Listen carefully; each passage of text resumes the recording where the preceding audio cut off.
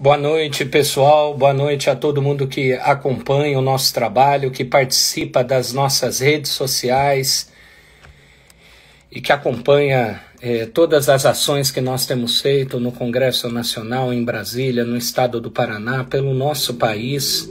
Estamos iniciando mais uma live hoje, iniciando aí um ciclo de debates que nós estamos propondo para fazer aqui, convidando vários especialistas, pessoas aí com um trabalho reconhecido no Brasil e até fora também, para participarem conosco dessas lives. Hoje o nosso convidado é o professor Hermes Neri. Ele é coordenador do movimento Legislação e Vida e especialista em bioética pela PUC do Rio de Janeiro. Opa, tudo bem, professor? Deputado Diego Garcia, uma alegria estar aqui, participando dessa live, um dos deputados mais atuantes na defesa da vida, com um mandato comprometido, né, com a cultura da vida. Para nós é sempre uma alegria, uma satisfação poder estar aqui. Muito obrigado pela oportunidade dessa partilha. Com certeza. Doutor, eu quero aproveitar a oportunidade e o senhor já esteve no Congresso Nacional conosco, inclusive, a nosso convite, em várias ocasiões, tratando sobre a pauta do aborto. Nós, recentemente, tivemos aí a ADI 5581, que estava tramitando, também pediu o aborto no caso de pessoas, mulheres que durante a gestação contraíram o Zika vírus. E isso poderia aí abrir uma brecha para uma eugenia generalizada no nosso país. Bom, essa batalha ela foi vencida, mas tem uma outra ação ainda mais perigosa tramitando no Supremo Tribunal Federal, que é a DPF 442. Então, eu queria ir direto ao assunto, até porque eu recebi uma ligação aqui, eu tive uma reunião de emergência aí com líderes do governo no Congresso. E eu gostaria que o senhor explicasse para a população os perigos que estão por detrás dessa ação DPF 442, que foi apresentada pelo PSOL, o partido PSOL, e também que o senhor explicasse para a população entender qual o perigo, né, da judicialização do aborto no Brasil. Uma boa noite, professor. Muito obrigado por ter aceito o convite. Com certeza nós vamos fazer outras lives, que eu teria aqui muitas perguntas para fazer, mas só de poder dar esse esclarecimento à população já é de grande valia para aumentar o movimento em todo o Brasil, o movimento pró-vida, que quer, porque o Brasil é contra o aborto. A população brasileira é contra o aborto, não quer a legalização do aborto, mas querem impor goela abaixo, por isso tenta a via judicial. Explica para nós os perigos que estão por detrás dessa ação, professor. Exatamente como o deputado disse, né? Desde 2005 tem sido feito um trabalho intenso dos promotores da agenda do aborto para implantar, né, essa agenda e legalizar o aborto até o 9º mês, tá? Eles querem descriminalizar o aborto, tá? E eles achavam, desde em 2005, eles achavam que a população, né, brasileira ia facilmente aceitar essa agenda, e eles se chocaram de ver que a população brasileira é contra o aborto, é pela vida, né, de modo integral, desde a concepção até a morte natural. E isso foi um choque para aqueles que querem a legalização do aborto. Eles tentaram, no Congresso Nacional, de todas as formas, aprovar, né, essa legalização e não conseguiram. No Congresso Nacional, nós conseguimos, com vários grupos do Brasil, uma vitória espetacular em 2008, né, por 33-0. A legalização do aborto foi rechaçada no Congresso Nacional, portanto, o Congresso Nacional, o Parlamento Brasileiro, nunca foi omisso na matéria, tá? O Parlamento Brasileiro, através dos seus deputados, né, e senadores, através do Congresso Nacional, disse um sim retumbante à vida, rechaçando a legalização do aborto, em consonância com o pensamento e o sentimento da expressa maioria do povo brasileiro, confirmada em todas as pesquisas de opinião, tá? O povo é contra o aborto e pela vida. O povo brasileiro sente e sabe, né, que a vida humana deve ser acolhida, querida, amada, protegida, respeitada, salvaguardada desde o primeiro instante, tá? Desde o primeiro momento em que você tem no encontro do espermatozoide com o óvulo, já ali se forma um ser humano, e se todas as condições dadas estiverem naturalmente adequadas, vai ali nascer o bebê, a criança e o ser humano. Então, o aborto é um assassinato de um ser humano indefeso, inocente, é um crime, tá? O mais hediondo, por quê? Porque mata, né, um ser humano sem nenhuma defesa, né, inocente. Então, contra isso, a sociedade brasileira se mobilizou em todas as ocasiões em que essa pauta esteve no Congresso Nacional, e as vitórias obtidas no Congresso Nacional surpreenderam aqueles que querem o aborto. E aí o que eles resolveram fazer? Mudaram de estratégia. Eles resolveram, então, judicializar, quer dizer, levar para o STF, né, para o Supremo Tribunal Federal, essa agenda para que ela fosse flexibilizada, né, a partir de casos específicos, fossem alargando, né, as fases em que o aborto não seria punido. E foi o que aconteceu em 2012, quando o STF resolveu autorizar, né, o aborto não punindo nos casos de anencefalia, né?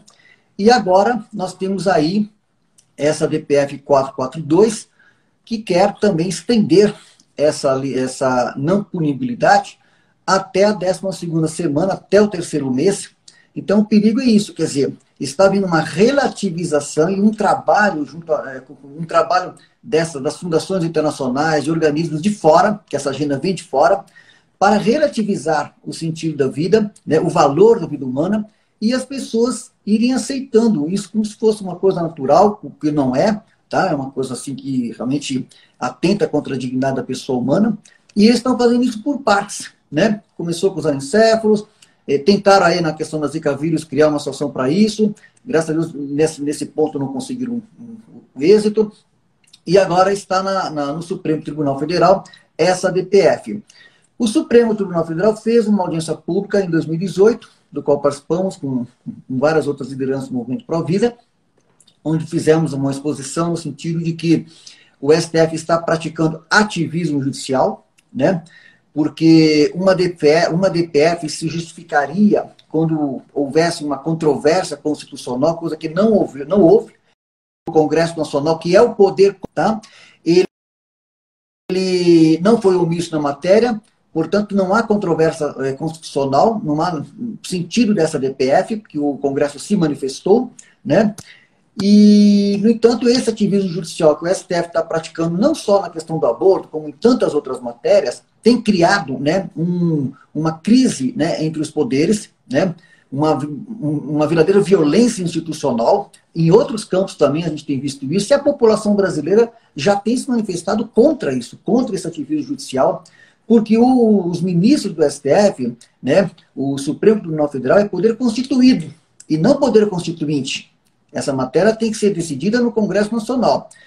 E o deputado Diego Garcia, com tantos outros deputados, vem acompanhando isso, vem sendo uma voz firme, em consonância com o pensamento e sentimento brasileiro, e nós estamos agora diante de uma nova fase em que, em meio a uma pandemia, né, onde as atividades do Congresso Nacional estão restritas, atualmente, agora 2020, as sessões são remotas, os debates públicos não são presenciais, então isso tem criado uma dificuldade muito grande de mobilização, que não pode ter aglomerações, aquela coisa toda, e as grandes fundações internacionais, os organismos que investem na cultura da morte, na agenda do aborto, estão se aproveitando desse momento que o Brasil vive, né, para fazer avançar a agenda do aborto. Então, até gostaria que o deputado falasse um pouquinho também sobre isso. Eles estão agora retomando aquele chamado aborto duto, né, que está em tramitação no Congresso Nacional. E agora, há poucos dias atrás, nós tivemos um caso, né, que foi um aborto de um bebê de quase 6 meses em Recife, por um médico que já tem um histórico de promover vários abortos, e a partir de um caso de estupro de uma menina de 10 anos. Essa é uma estratégia, né, também dentro desse contexto dos promotores do aborto, para pegar um caso difícil, complexo, um caso emblemático, e instrumentalizar esse caso para criar uma comoção, né, entre as pessoas, e a partir daí, né, ver encontrar brechas para fazer esse alargamento, tá certo? Com uma melhor aceitação da população. Então está havendo manipulação dos sentimentos das pessoas em relação a isso. Por quê? Porque eles querem, de qualquer jeito, levar essa pauta para o STF e forçar o STF a decidir, né, a questão do aborto no caso da DPF 442.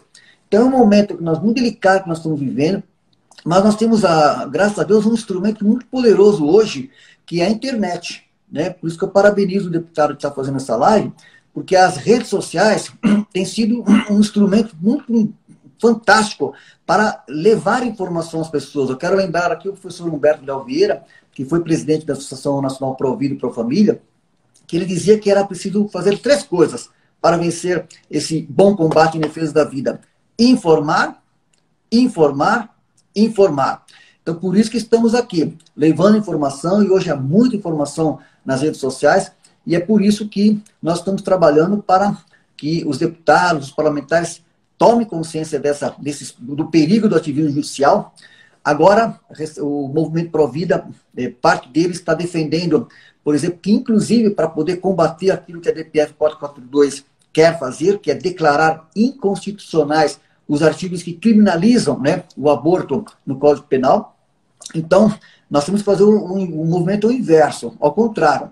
Nós estamos já com um movimento aí para pedir aos parlamentares que revoquem o inciso 2 do artigo 128 do Código Penal, para que não haja a instrumentalização desses casos, né, para os fins de alargamento do aborto, porque o que eles querem chegar, na verdade, é até o 9º mês, como agora recentemente aconteceu na França.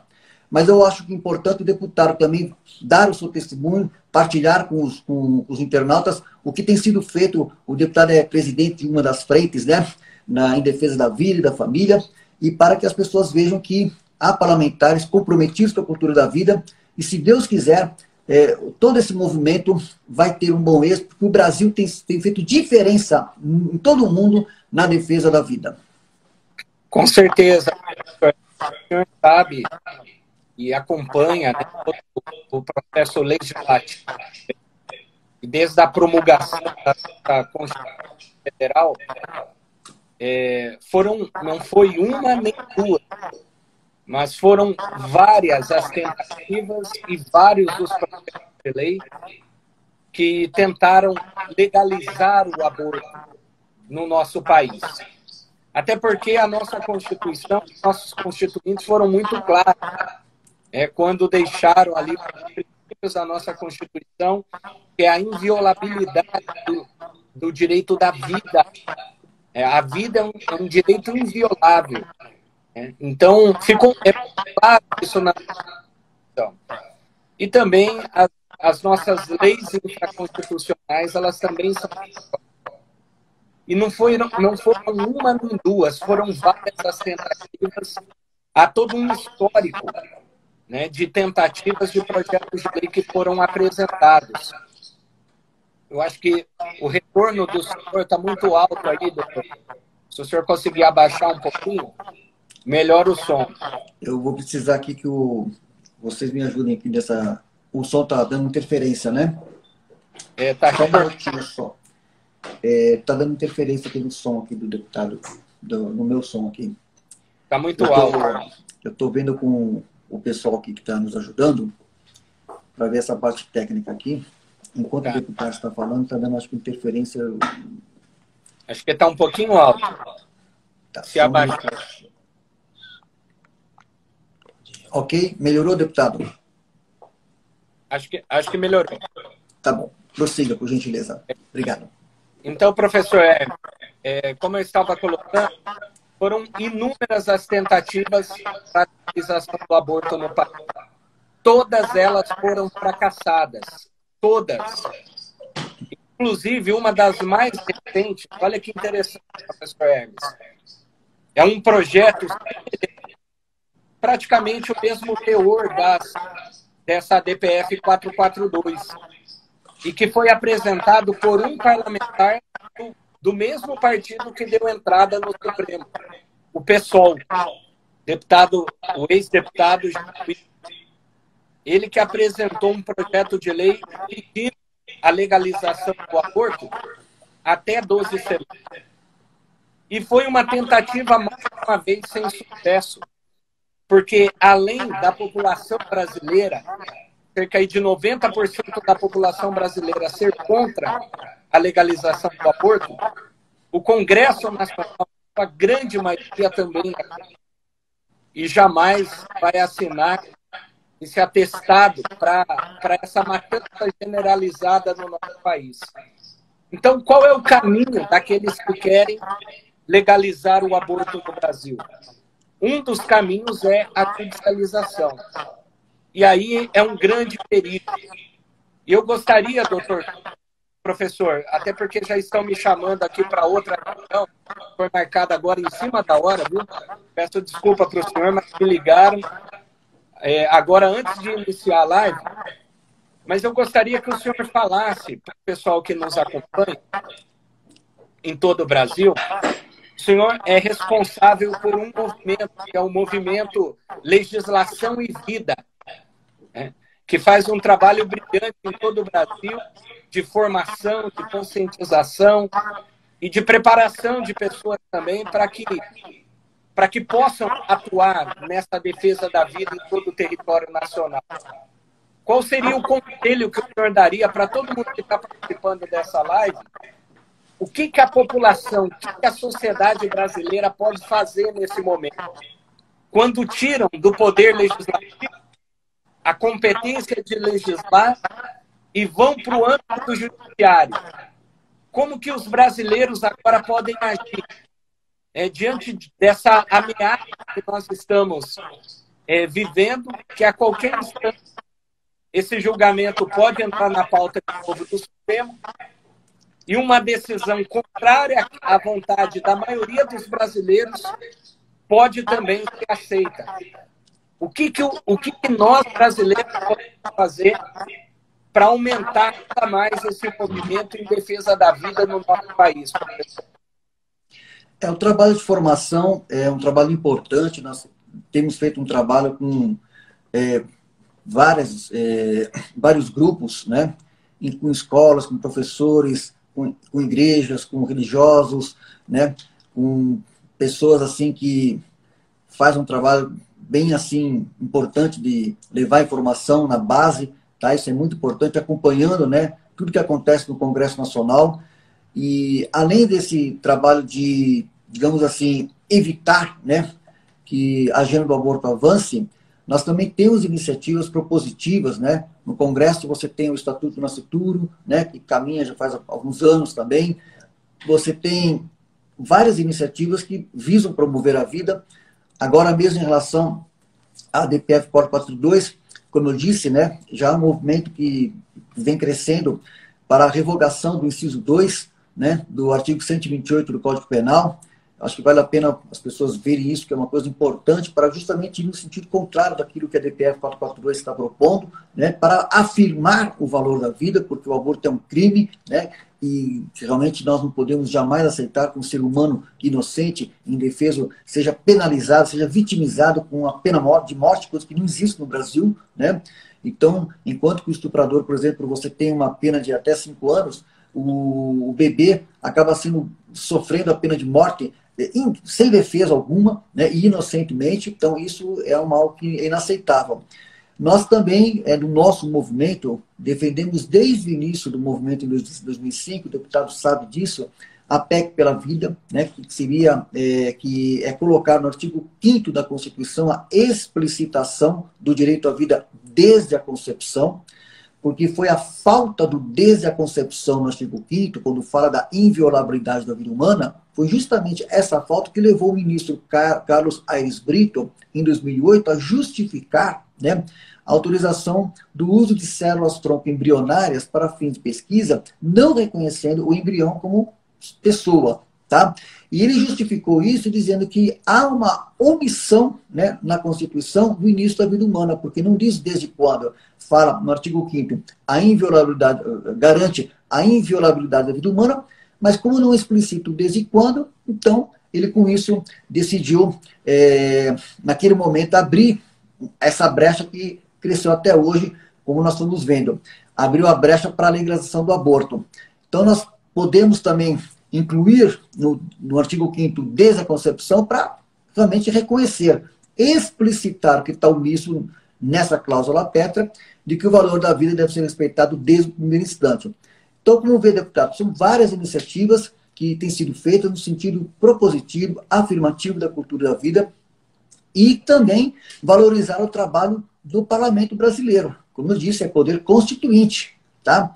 E de maneira que existe no Congresso Nacional também um projeto de lei que torna crime de responsabilidade, né, a exorbitância de poder dos ministros do Supremo Tribunal Federal, tá? Quer dizer, então, esse projeto de lei é importante que ele avance também para que essa exorbitância, essa usurpação, ela tenha um freio para justamente haver esse equilíbrio entre os poderes. Então, existem várias iniciativas no campo legal e na sociedade. Na sociedade, as formações continuam. Quero destacar aqui o trabalho das casas, né, que acolhem gestantes. Nós temos o exemplo da Associação Guadalupe em São José dos Campos e tantas outras associações, entidades que acolhem a mulheres grávidas, né, que dão apoio, que dão suporte para que elas possam levar a gravidez até o fim. E de maneira que são trabalhos e histórias muito ricas e bonitas, que fazem um trabalho de base.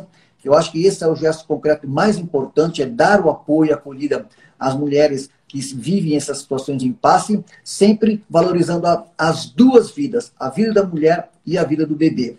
Então são todas essas iniciativas que nos dão esperança de que o Brasil vai continuar na vanguarda da defesa da vida e com o trabalho que o deputado e tantos outros vêm realizando. Eu agradeço ao deputado a oportunidade da gente fazer essa partilha mesmo rápida. Eu quero também destacar que o parlamento está, sim, trabalhando com sessões remotas, os deputados estão fazendo as votações, e isso está exigindo mais tempo dos deputados, porque tem que acompanhar uma série de coisas, porque as reuniões não são presenciais, mas eu entendo perfeitamente, e eu quero dizer que acompanho essas atividades, e sei que é muito importante o deputado ter tirado esse tempo para poder também fazer essa partilha que se faz necessária. Eu só tenho a agradecer. Muito obrigado, professor. Nós combinados para fazermos aí uma nova live em um dia também que não esteja tendo sessão no Congresso, para a gente evitar essas reuniões que surgem aí no meio do caminho. Mas o senhor, como convite aqui conosco, conhece bem a vida de particular, né? Então sabe o quão complexo é dias de sessão. Mas eu gostaria, só para finalizar, além de te agradecer pela sua disponibilidade também, pedir, né, qual seria as redes sociais que o senhor indicaria para que os nossos seguidores que me acompanham agora, tanto pelo Facebook como pelo Instagram, e aqueles que vão rever essa live, que depois vai para o YouTube também, qual seria a rede social que você gostaria de divulgar, ou site de informação, para que o pessoal possa, nesse momento, se direcionar também para buscar esse conteúdo sólido, para combater a cultura da morte e promover a cultura da vida no nosso país? Eu recomendaria aqui o site do Padre Lote, né, que faz um trabalho muito importante no Provida de Anápolis. Vocês podem colocar Provida de Anápolis, vai encontrar o site do Padre Lote, que é um dos grandes sacerdotes, um dos mais atuantes e há muitos anos, né, que vem trabalhando nesse sentido. Eu acho que ali vocês vão ter informações muito boas para se aprofundar nesses temas, e ele tem um trabalho, uma visão muito importante. Tem o site do Padre Paulo Ricardo também, que faz um trabalho de conscientização, de formação muito importante, né? Então, assim, eu faria essas duas indicações de imediato, que são, com certeza, fontes que vão trazer informações precisas para o aprofundamento dessa questão. Tá ok. Muito obrigado, professor. E parabéns pelo trabalho, parabéns por tudo aquilo que vocês fazem aí pelo nosso país da vida. Eu que agradeço, deputado, parabenizo pela sua atuação e agradeço mais uma vez por essa oportunidade. Que Deus o abençoe. Muito obrigado. Um abraço a todos. Tchau, tchau.